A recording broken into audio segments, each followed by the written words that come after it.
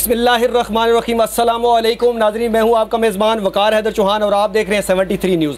नाज़रीन, आज हम मौजूद हैं कारी शाह नवाज़ साहब के पास जो ना, जिनके ऊपर जो ना एक लड़की की तरफ जो ना इल्ज़ामात लगाए गए हैं कि उन्होंने जो ना मेरे साथ ज़्यादती की है, जिसके ऊपर जो ना वो FIR दर्ज की। मैं यहाँ थोड़ा सा ये मेंशन करता चलूँ कि जिस FIR का जिक्र किया गया, उस FIR के अंदर जो पहले जो है ना वो 10 दराजी जो ना वो जो ना एक्ट लगी थी, दफ़ा लगाई गई थी। लेकिन उसके बाद जो है ना, जब लड़की ने इल्ज़ामात ये लगाए कि हम जब मेडिकल करने के लिए गए तो वहाँ पे उन्होंने कहा कि आपके साथ जो है ना वो ज़्यादती की गई। तो हैरत की बात ये है कि एक लड़की है जो ये बयान करती है कि मेरे साथ जो है ना 10 दराजी हुई है। पहले इसकी FIR दर्ज होती है, उसके बाद ये कहा जाता है कि डॉक्टर्स बता रहे हैं कि मेरे साथ ज़्यादती हुई है। तो असल हकीकत क्या है? मेरे साथ जो है ना शाह नवाज़ साहब इस वक्त जो है ना मुफ्ती शाह नवाज़ साहब मौजूद हैं। इनसे पूछते हैं कि असल हकीकत क्या है। अस्सलाम वालेकुम जी।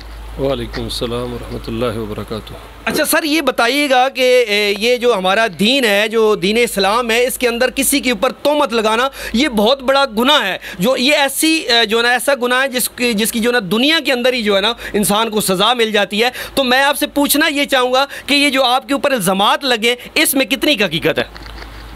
अल्हम्दुलिल्लाह जी, मेरा दामन बिल्कुल साफ़ है और ये बात मैं तमाम इदारों को भी बता चुका हूँ। इन्वेस्टिगेशन जो हो रही है उनमें भी मैंने अपना मौक़िफ़ पेश किया है। अभी CPO साहब के पास हम दरख्वास्त लेकर जा रहे हैं। मैं हर किस्म की जो मालूमात है या हर किस्म के आपके साथ तावन के लिए मैं तैयार हूँ।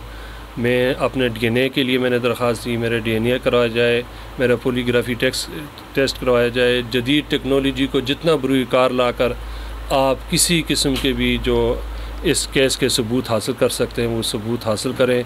इंशाअल्लाह हम सुरखरू होंगे। ये बिल्कुल झूठ है, इल्ज़ाम है, सरासर बुहतान है, एक सस्ती शोहरत हासिल करने के लिए, और इनके पीछे चंद लोग कारफरमा हैं। अल्हम्दुलिल्लाह हम उन लोगों तक पहुंच गए हैं कौन जी उनसे काम करवा रहे हैं, और वो भी इंशाअल्लाह बहुत जल्द हम उनको बेनकाब करेंगे। मेरा अल्लाह इंशाअल्लाह उनको रुसवा करेगा।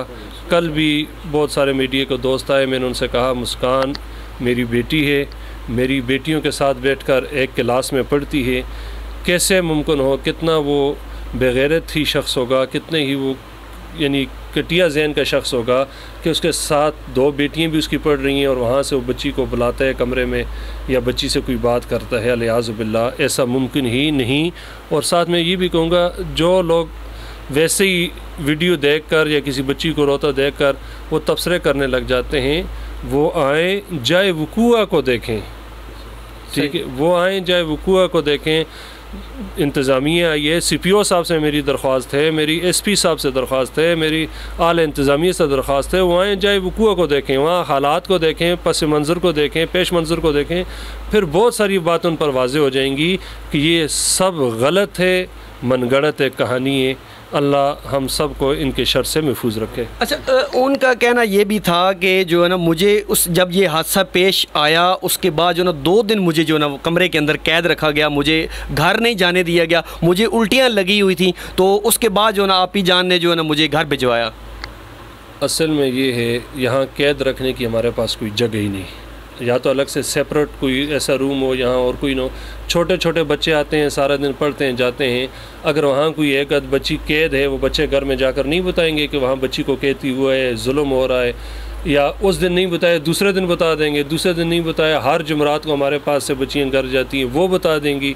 300 की तादाद के मदरसे में हमने एक बच्ची को कैद रखा, कानों कान किसी को खबर नहीं हुई। ये तो बड़ी करामत वाली बात है। ये इशरत जो है, इनका क्या किरदार है इसके अंदर? इशरत को मुलव्वस किया जा रहा है। अच्छा, वो इंतहाई दयानतदार और इंतहाई मेहनती टीचर हैं। उनका कसूर सिर्फ़ और सिर्फ ये है कि जामिया में जो बच्ची बीमार हो जाए اس کی کیئر کرنا، اس کے لیے کوئی جو اضافی میڈیسن ہے وہ منگا لی، یا ان کے لیے کوئی چائے بنا دی، یا ان کے لیے کھانے پینے کی جو پرہیزی خوراک ہوتی ہے اس کا انتظام کر لیا۔ اکثر یہ ہوتے ہیں ہمارے دیہاتی ٹوٹکے ہوتے ہیں جی کہ لگی ہوئی جی چلیں جی پودینے والا قہوہ بنا دیں۔ صحیح۔ تو عشرت نے خود بھی قہوہ نہیں بنایا، ٹیچر جو ہوتے ہیں وہ خود کام نہیں کرتے، کسی کلاس کے بچے چلو بیٹا ان کے لیے جاؤ قہوہ بنا کر لے آؤ۔ ان کی کلاس کی بچی ہے آمنہ نور نام ہے، وہ گئی وہاں سے قہوہ بنایا، قہوہ بنا کر لایا، اس کو پلایا، پھر اس نے کہا جی میں نے کھانا ہے کھانا ہے، اس کے بعد اس نے کھانا بھی کھایا۔ تو اس میں کوئی حقیقت نہیں ہے۔ اس کو غلط لیا ہے نا کہ اس کے اندر کچھ چیز ڈال کے دی گئی ہے، مجھے بے ہوش کیا گیا ہے۔ آج کل جدید میڈیکل دور ہے، چیک اپ کرائیں، آیا اس کے اندر کوئی دوائی کا اثرات گئے؟ صحیح، اس میں کوئی ایسی بات دوسری رائے تو نہیں ہے۔ اچھا یہ بتائیں کہ جب کیا نام ہے ابھی آپ کہہ رہے ہیں کہ وہ الزامات ہیں، ٹھیک ہے، انہوں نے کسی کی باتوں میں آ کر یہ معاملات کیے، اصل آپ کیا لگتا ہے کون لوگ ہیں جو اور کس وجہ سے یہ ہو رہا ہے؟ ایک تو سستی شہرت حاصل کرنے کے لیے وہ کام کر رہے ہیں، ٹھیک ہو گیا۔ دوسرا یہ ہے کہ ان لوگوں کو یہ ہمارا جو منظم ایک نیٹ ورک ہے مدارس کا، بچیوں کا، بچوں کا، ان کو یہ ہضم نہیں ہو رہا۔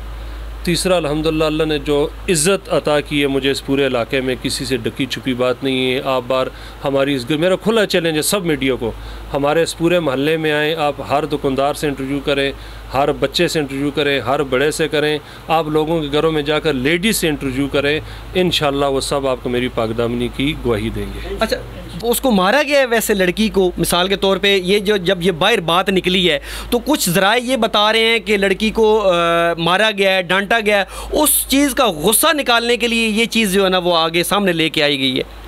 اگر میں جھوٹ بول کر اس بات کو ادھر موڑنا چاہوں تو موڑ سکتا ہوں جی، بچی کو مارا تھا تب اس نے الزام لگائے، ہماری ان سے کلیش چل رہی تھی اور اس کی والدہ نے آ کر بدتمیزی کی تھی، ہم نے ڈانٹا تھا، تو بات کسی اور ڈگر مڑ جائے گی۔ نہ ہی بچی کو مارا ہے، نہ ہی ہمارے جامعات میں بچے بچیوں کو سزا دی جاتی ہے، نہ ہی بچی کی والدہ سے اس واقعے سے پہلے ہماری تو میں یا تو تکار کچھ بھی نہیں ہوا، کسی قسم کوئی چپکلش نہیں ہوئی۔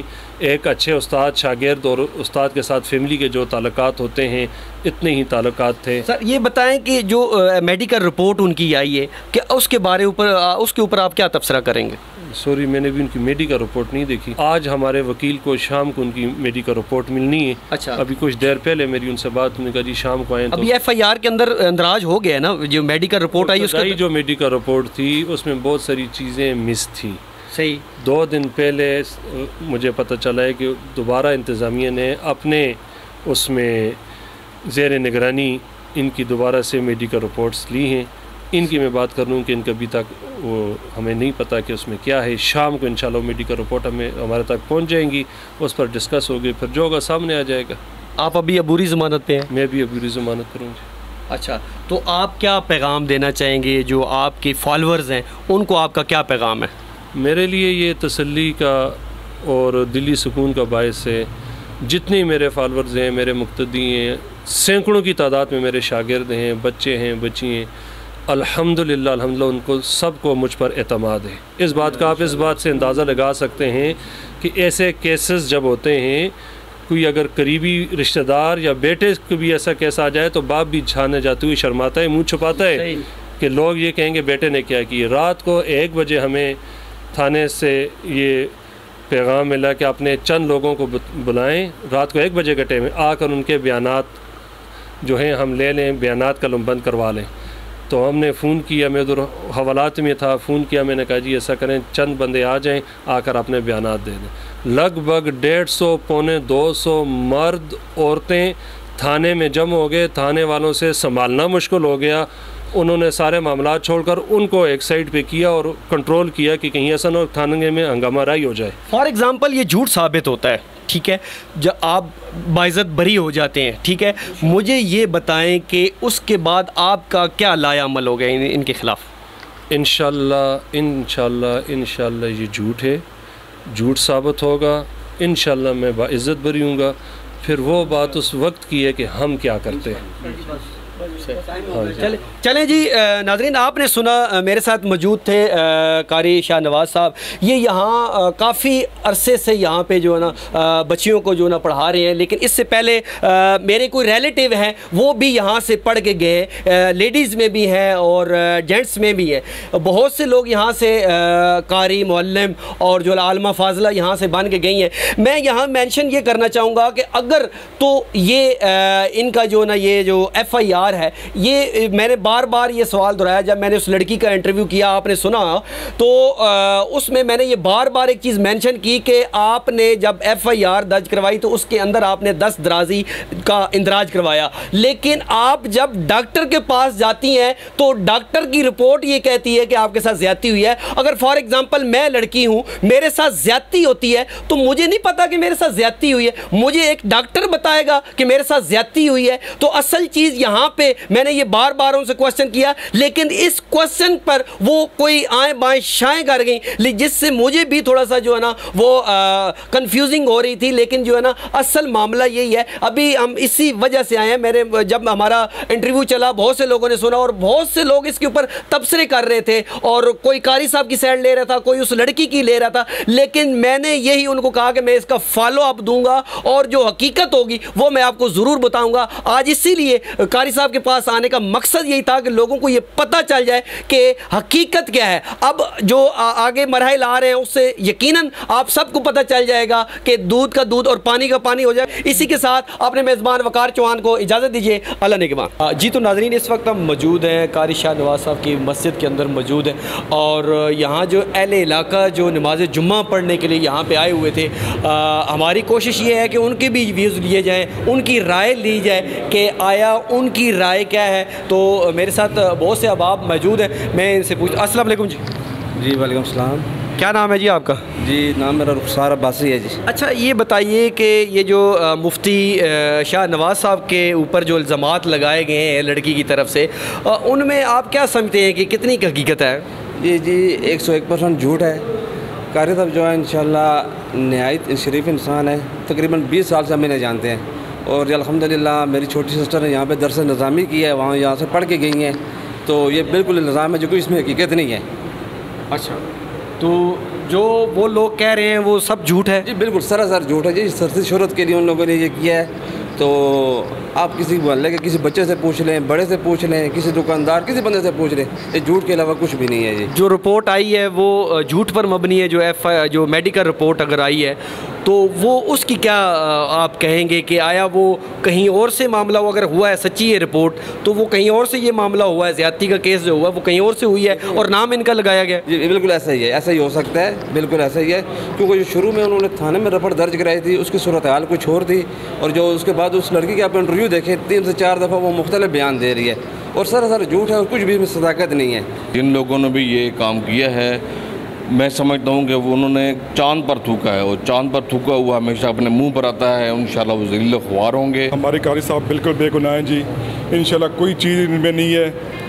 انہوں نے بچوں کو حافظ قرآن بنایا اور بچیوں کو عالم دین بنایا ہے. الحمدللہ ہم یہیں کے مقیمی ہیں. ہمارا ان کے گھر آنا جانا ہے، ان کے شادیاں خوشیوں غمیوں پہ ہم آتے جاتے ہیں.